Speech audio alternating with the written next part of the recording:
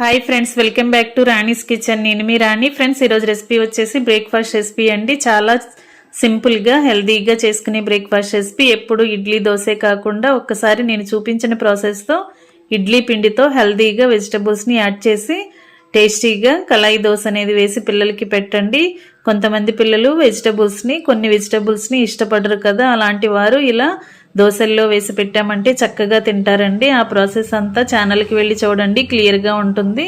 అలాగే రిలేటెడ్ వీడియోలో కూడా రెసిపీకి సంబంధించిన లింక్ అనేది ఉంటుంది, ఓపెన్ చేసి చూడండి. మీ అందరికీ కూడా ఈ ప్రాసెస్ అంతా కూడా బాగా నచ్చుతుంది. రెసిపీకి టేస్ట్ అనేది చాలా చాలా బాగుంటుందండి. సింపుల్ ప్రాసెస్తో హెల్దీగా టేస్టీగా చేసుకునే రెసిపీ.